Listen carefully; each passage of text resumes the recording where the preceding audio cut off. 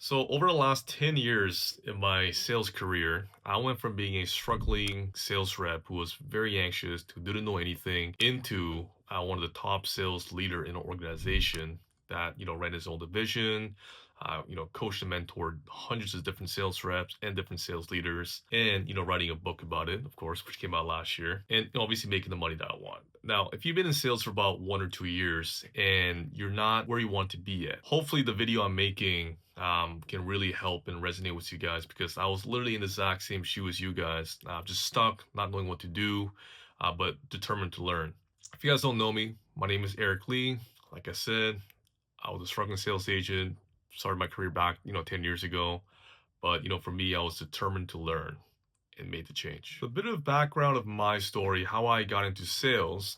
Originally, actually, sales was not my pursuit. I actually wanted to become a financial analyst. I got a degree in finance. I was studying for my CFA level 1, which I passed out in my last year university. But funny enough, actually, when I was doing my schooling, I was actually doing little side jobs on the side just to make some like a couple bucks on the side. And my first actual sales job, I guess, was social media marketing, where I bought this course from Ty Lopez. You guys probably know, or maybe you guys forgot about him. So that was like my first sales job because I was reaching out to little small businesses, cold DMing them, cold emailing them, and trying to get their website optimized and do their marketing for them. After that, I got a appointment booking job at a commercial real estate company. It was actually an internship, and while I was doing that, I actually got an insurance license to sell insurance, and I was building my own business, my own book. I was setting my own appointments. So it was like my first outside sales job. I did that for a bit. And then when I graduated from university, I had a choice whether do I go into financial analyst route or do I go into sales. And I chose sales because I was already making money on the side. And I thought if I've done it for 3 years, why not just completely, pursue it? So I did that, got an inside sales job, started as a booker, and then graduated into a closing position. So when I got this closing job at the inside sales, I would say this is where the lowest point of my career happened because this is where I invested so much time and energy to get good at this because I, gave up my financial analyst dream to become a salesperson. But the results just didn't show the way I expected to because, I was literally just reading. I read so many sales books, watched so many videos, podcasts, and I actually bought even like a lot of sales courses, and they were really expensive. But my effort did not match the actual results. Like I wasn't terrible. Like I was good enough just to get the closing role, but I wasn't the best. Maybe on the best week or month, I was just average, right below that. So for me, like there's a lot of doubts during this time. I had a lot of doubts. When you don't meet your expectation or ideal, like it can really crush a man's soul. So I felt quite crushed. And, this was going on for about 2.5 years. So it was really a tough time for me. So after 2, 3 years of suffering at that company mentally, I decided to make a change and go into a different company, another closer job. And this is where the turning point happened. Of course, I met some really good sales mentors along the way at that company, but it was a big shift in my mindset actually when I got to when I went there that changed my sales game forever. And that is, I try not to sell at people anymore. And now that sounds funny because your job is to sell, but I try to become the person that people want to buy from. Because you see, when I was studying and watching all these videos, I mean, I could tell you that my sales process and my script, my handling, my objection handling was really good. I was just literally following what they told me to say. But people didn't want to deal with me. People didn't want to talk to me. People hung up on me. People just did not want to do business with me at all. That's when I realized that people just don't want to buy from me. And it's because of my mentality of trying to sell something at them. I wasn't helping them, really. I just wanted to get my numbers up or hit my goals or my quota. And I assumed that the client really felt that neediness and that salesiness and that desperation and greediness. So once I made this realization, I made it like my life mission to change my sales game and try to become this person that people just wanted to buy from. I wanted to just create this environment where people felt confident in me, they trusted me, and they wanted to do business with me, and they didn't feel like they had to run away because I was, making them uncomfortable. And this is where I actually created the 3 pillar system. I didn't call it at that time. I now use that in my books and in my coaching sessions.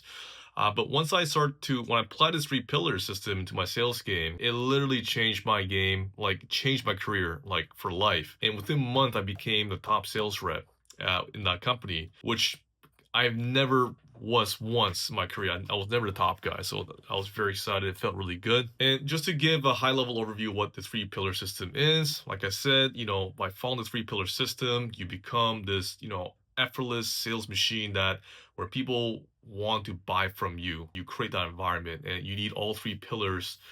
You need to apply all three pillars at the same time. Nothing more, nothing less. The first pillar focuses on how to build a natural confidence that lasts, forever without you having to force it by creating this free belief system that always works for you. The first belief system is the belief in the product and service. The second is belief in your process. Third is belief in yourself. The second pillar is how you can correctly engage with your prospect and your clients and build effortless trust. You're creating that safe environment.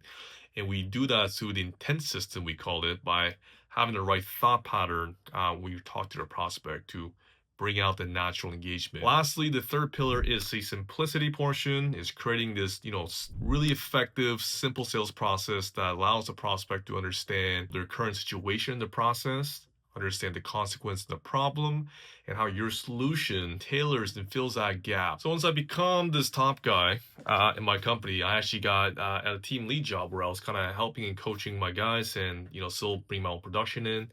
And then I got eventually promoted to a sales manager job where I had my own team.